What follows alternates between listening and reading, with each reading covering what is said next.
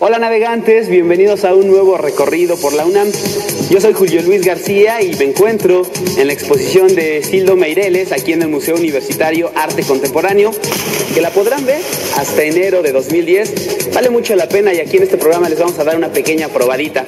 Les cuento de qué va a tratar hoy. Vamos a conocer lo que es capaz de hacer un hombre que quiere poder y fama. También descubriremos cuáles son los puntos en común entre las Islas Canarias y México y conoceremos a una chava cineasta de San Luis Potosí. Esto entre muchas experiencias universitarias. Ya saben que nos pueden escribir a navegantes@unam.tv o también buscarnos en Facebook y en Twitter. Solo agréguenos como Navegantes de las Islas. Establecida la carta de navegación, prepárense porque comenzamos.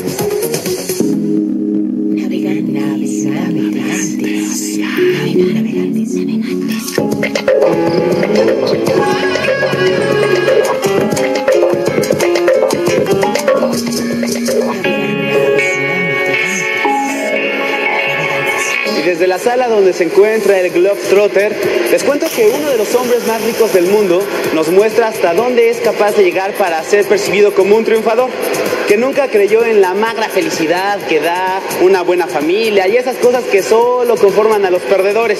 Si tú quieres conocer las entrañas de este personaje, pues no te pierdas Historia de un triunfador. El objetivo era triunfar. De entrada, el objetivo que se busca con la obra es pues que la gente se ría, pues, ¿no? Entonces que le guste, que se ría, que todas estas cosas terribles que suceden en la obra, que también suceden en la vida, nos produzcan una risa, pero esta risa que después nos hace reflexionar a partir de reírme de algo terrible, pues. No hace falta recordarles que volverse un triunfador no es fácil. La historia es acerca de Arca, es el personaje protagónico. Yo soy Arcadio, es el padre. La relación que establecen Arca y Arcadio pues es una relación muy especial, una relación gigante, una relación grotesca, pero nada alejado de lo que puedes encontrar en la vida cotidiana. Comprendí en ese mismo instante que mi padre era un imbécil. La obra deja ver como ese desfase entre el padre y el hijo, y que el padre quiere dominar, pero que el hijo no se deja porque dice, no, mi vida es mi vida, quítate. Y eso está tratado en farsa, entonces sí es como, pues es vulgar, es grosera, es oscura, mentan madres, dicen, ¿no? Entonces eso es lo que trae la obra, que a mí me gusta. A mí la obra me propuso ver como el lado oscuro, el lado perverso del ser humano, pero de una forma muy honesta, o sea, de una forma sin prototipos morales, sin prototipos que te propone una sociedad. Sí hay un poco de moral, pero el personaje principal se deja llevar siempre por su instinto. Es tan instintivo, tan perverso, tan loco, que eso a mí me encantó. O sea, eso fue uno de mis motivos por aceptar trabajar en este proyecto. Lo que yo buscaba era que la cuestión física también tuviera que ver con el personaje, es decir, que no fuera una cuestión física cotidiana, ¿no? Sino buscar la extra cotidianidad de los personajes para vestirlos de distinta manera y que no fuera solamente recitar el texto. Pues el texto es muy bueno, sin embargo considero que también se puede trabajar por medio físico, el cuerpo y la voz, para darle otro toque a los personajes. Historia de un triunfador es una obra del español Íñigo Ramírez de Haro, montada por el Grupo Generando, formada por varias generaciones de egresados del Colegio de Literatura Dramática de la Facultad de Filosofía y Letras de la UNAM. Yo prefiero ser pobre pero honrado. Generando es nuestro proyecto, es nuestra forma muy personal de hacer teatro y de decir, bueno, esto es lo que estamos haciendo. ¿Me violó? Tratamos de hacer lo que nos gusta, ¿no? Hacer teatro. Pero hacer lo que te apasiona te cuesta mucho trabajo, ¿no? Y encima se veía que le estaba pasando fatal. Yo decidí por mi gusto, por el gusto de encontrarme un texto como este, de apasionarme por un texto como este, bajarme del escenario y empezar a tocar puertas, ¿no? Eso de repente sí me cambia la perspectiva, ¿no? Cuando eres actor y te dedicas únicamente a estar en escena, creo que es maravilloso y muy disfrutable. Cuando también tienes la responsabilidad de un grupo que tienes sobre los hombros, digamos, se complica un poco este disfrute, ¿no? ¿Ser un actor egresado de la UNAM marca una manera singular de vivir el teatro? Creo un poco el proceso de manejarlos, no sé si de manejar los personajes, de manejarte en la vida. Creo que a lo mejor un poco en la actitud y en la manera de visualizar el trabajo interno, tal vez, ¿no? Y el trabajo en equipo. O sea, como pasa mucho de no haber persona importante en el grupo, ¿no? Sino todos en esa igualdad de trabajo. Dame buen precio y me voy contigo. Oiga, pero... No te hagas la difícil, pago lo que pidas. No me cabe la menor duda. La vida es una farsa. Jenny, ¿qué haces aquí? ¿Te saliste del teatro? ¿Y qué, así te la pasas por la vida y además eres navegante? Claro que sí. Además me dijeron que esto iba a ser como un crucero. ¡Me encanta! Pues mira, si hay mucho lujo. Estamos hablando de una de las universidades más importantes del mundo. Así que te la vas a pasar bien, te vas a divertir. Bienvenida. Gracias. Oye, Jenny, tú que nos conoces tan bien, ¿qué les hace falta a los políticos mexicanos? ¿Tengo que responder ahora? Si no quieres, no, pero la comunidad sí lo hizo en este Extramuros. Vamos a verlo. Yo creo que decir la verdad y trabajar en beneficio del pueblo, bueno, de la gente que vota por ellos, no solo proponer cosas que realmente no van a poder cumplir o no quieren cumplir, porque nada más buscan su beneficio de ellos. Tener propuestas claras, porque a veces no lo son y luego no podemos, bueno, como joven luego no puedes votar porque no son claras las propuestas que ellos tienen. Les hace falta ser más convincentes, les hace falta pensar más en la clase baja, que es la que menos tiene y la que más trabaja, y dejar de pensar en gente que no necesita tantas cosas, pensar más en las necesidades de las personas. Sobre todo compromiso y conocer realmente lo que la sociedad está esperando de ellos, porque la situación que vivimos actualmente es más que nada de que se necesite convicción por lograr y por cumplir lo que prometen en las campañas. Que propongan algo mejor que puras estupideces, que dicen que sí lo van a hacer y no lo hacen, como que debería de ser más preciso a lo que nos hace falta a los ciudadanos. Yo considero que a los políticos actuales les hace falta preparación, sobre todo porque muchos de ellos desempeñan sus cargos sin tener la adecuada instrucción académica.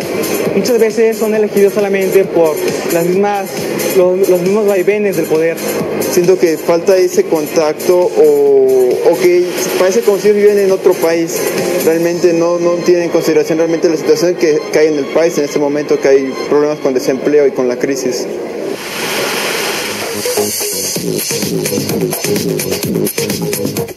Oye, buena falta que hace un mejor diálogo entre los políticos y los chavos, ¿no crees? Dímelo a mí. Mi marido se metió a la política. Claro, además de ser empresario. Pero en esa época fue cuando más sordo se volvió. No sé qué le pasó. Seguramente nunca encontró el valor de escuchar a un buen maestro. Yo tengo uno que quiero que conozcas. ¿Qué te parece si vamos al Instituto de Filológicas de la UNAM? Claro que sí, vamos. ¿Vamos? Pues navegando en la universidad llegamos hasta el Instituto de Investigaciones Filológicas y estamos con el doctor David García Pérez, él es investigador de este instituto, y te agradezco mucho, doctor, que nos recibas. Gracias a ustedes, les agradezco mucho la invitación. Les cuento que el doctor García Pérez a los 22 años se convirtió en docente de la Facultad de Filosofía y Letras de la UNAM. ¿Cómo fue esta experiencia? Yo ingresé a dar clase en nuestro colegio, mi colegio, el de Letras Clásicas, prácticamente al semestre siguiente de haber egresado. Claro, entré como ayudante de profesor. En este caso asistía a la doctora Paola Vianello en su clase de literatura griega 1 y literatura griega 2. Y a partir de ahí hasta el día de hoy estoy ya como titular impartiendo esta materia. ¿Cómo es convencer a los chavos, convencer a los jóvenes de que conozcan todas las materias que tienen que ver dentro de esta área, que son las letras clásicas, ¿no? y introducirlos al mundo del griego, del latín y demás? ¿Cómo reaccionan los chavos ante estas materias? nuestros alumnos ya traen un interés particular en la literatura, en las lenguas, en fin. Mi labor aquí consiste en hacerles notar la importancia de los textos griegos, la literatura griega, como simiente de la literatura occidental.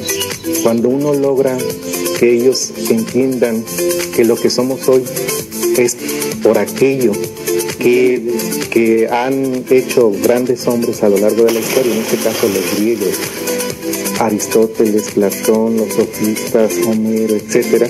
Entonces ahí es donde me parece que el alumno, nuestros alumnos, se sienten vinculados. ¿Por qué es esto? Hacer que se sientan vinculados con un mundo tan remoto, tan antiguo como el griego.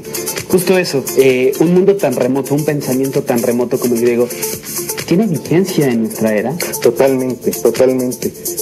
Para mí, lo más importante al impartir estas clases, además de todos los aspectos, digamos, teóricos, técnicos que se deben tratar, yo creo que lo que corona estas materias, la enseñanza de estas materias, es que el alumno comprenda la trascendencia del pensamiento antiguo. Es decir, nuestra cultura es grecolatina, esencialmente.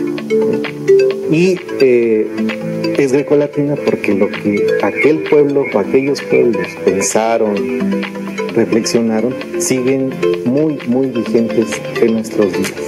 Tan simple como hablar de la democracia. Los griegos fueron los inventores de la democracia y en nuestros textos, en diferentes momentos, en las comedias de Aristófanes, por ejemplo, pues vemos qué era la democracia para aquel pueblo y qué es la democracia no solo en nuestro país, sino en el mundo, en otros contextos culturales. Y tantos siglos después nos cuesta trabajo todavía. Por citar solo un ejemplo, y con ejemplos como este hay muchos. Doctor, cuando uno de tus alumnos se decide interesarse en uno de estos temas para tema de tesis, por ejemplo, ¿cuál es la semilla que te gusta dejar sembrada en su labor profesional? Hace un momento me preguntabas cómo mover a estos alumnos para que se interesen por la materia, por conocimientos que de primera instancia les pueden parecer ajenos y lejanos. Y esto tiene que ver con las tesis. En la exposición de los temas, a veces no nos da tiempo a los profesores de exponer todo. Y entonces yo lo que digo, aquí hay un tema de tesis, aquí hay otro tema de tesis. Y para mí es satisfactorio que al paso de los años, porque luego pasan años, viene un alumno y me dice, profesor, quiero hacer mi trabajo de tesis con este tema. Un tema que surgió en alguno de los semestres, pero ahí está cuando uno comprueba como profesor que ha trascendido algo de lo que uno dice. No porque el alumno apruebe la materia en el semestre, sino el tiempo es el que te dice cuando el alumno viene y te dice, voy a trabajar con usted este tema que nos dijo en algún momento, ¿no? Pues si ustedes quieren ser parte, quieren conocer parte del trabajo que hace el doctor García Pérez, bueno, pues les recomiendo que vean este libro, Prometeo, el mito del héroe y del progreso, que lo pueden encontrar en las librerías. Y te agradezco mucho que hayas platicado con nosotros.